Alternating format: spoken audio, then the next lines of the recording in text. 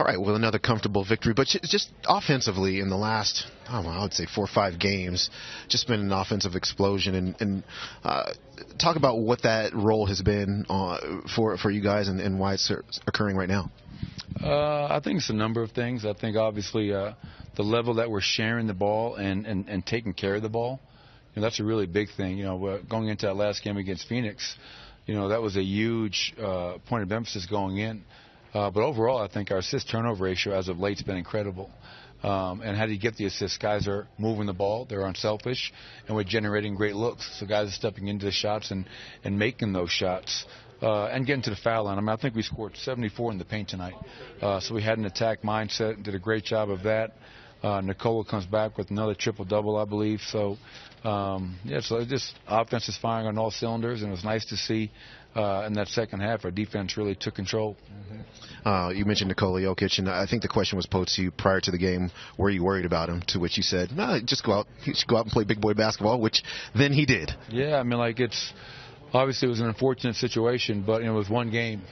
So he came back and did what we expect Nikola to do. He was a huge part of our attack, getting him the ball, and he made the right play time and time again, whether it's scoring or finding a teammate. So he's proven once again while he's an All-NBA, All-Star type player, and thank goodness he's wearing a Nuggets uniform. Yeah, the Philadelphia complex offense to kind of corral, but you guys did that in the second half. Why did the defense get a foothold there in the second half? I think they got tired. But yeah, they do a lot of movement. J.J. Redick flying off of screens. Ben Simmons a lot to handle. Probably the only disappointing thing tonight was, I'd say for a 2 or 3 minute period, no one knew who the hell they had. And I'm talking after free throws, dead balls, we still had no idea who we were guarding. And that can't happen. But overall, I thought guys took it upon themselves to defend at a much higher level than we did in that first half. 3-point line, obviously, they were 9 for 18 at halftime. I think in the second half, they only made 5 out of 18. So it was a good step in the right direction against a good team.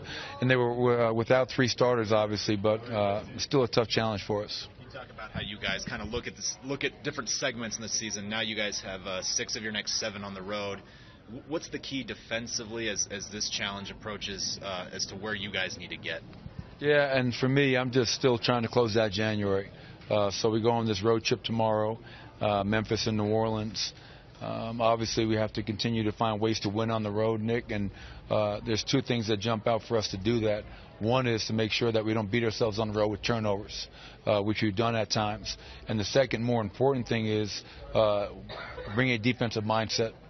Bring our defense on the road. Understand that when we do defend, we can go anywhere in the NBA and win, and we've proven that.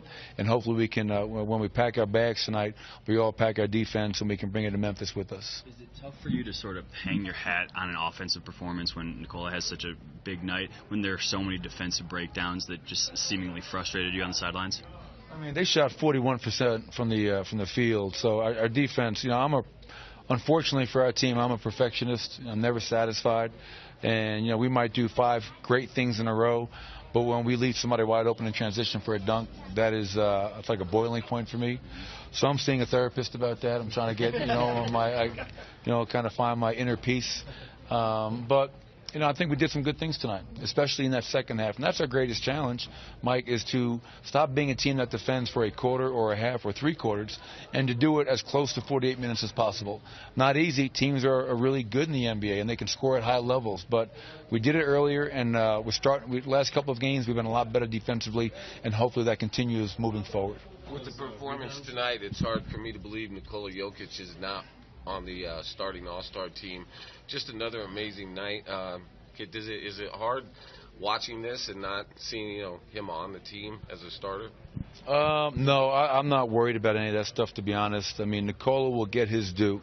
I have no doubt about that. We continue to win and win at a high level. He'll get his due. He'll be an all-star. If he's not an all-star, there should be an investigation. But, the great thing about it is Nikola doesn't care. Are we winning games? He's happy. And he knows that right now we're the second best team in the Western Conference in this moment, and he's a big part of that. And he takes a lot of satisfaction in that. But all the other stuff is going to come if we continue to win, if we become a dangerous team in the playoffs. But we all right here in this circle understand who he is and how good he is. And I think at some point in time, everybody else in the NBA will come to realize that as well. Nicole will tip it to himself 3 or 4 times on some of those rebounds. Have you ever seen a guy just be able to do that like that, just so good with his hands and keep the ball? Yeah, Moses Malone did it at a high level. Zydrunas Ilgauskas, who I coached in Cleveland, would do the same type of thing, just keep it alive and tip it until he could go up there and get control of it and then make the right play. And the great thing about it is, Nikola is not the most athletic guy, but he's highly intelligent, and he's really big and he's really long. And he has that ability to keep that basketball alive like he did tonight and like he's done throughout the season. It seemed like Will Barton was in full control tonight, especially as the point guard with that starting unit. What did you see from him in terms of just being comfortable on the floor?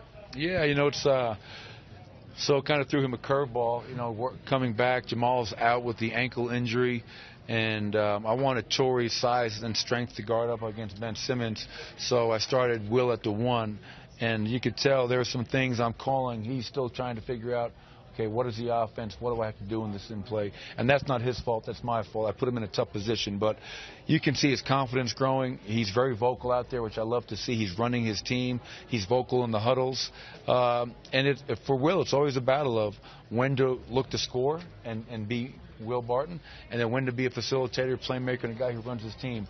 And I think tonight there was a pretty healthy balance of both. How close was Jamal to playing, and could this injury linger at all, or are you guys not worried about it? No, I'm worried about it. Obviously, he's been battling the ankle for a while now, and just when it was starting to feel really good, he rolls it once again. I saw it this afternoon. It is really, really swollen, so he'll continue to get treatment around the clock, and we'll see about his availability in Memphis. Thank you.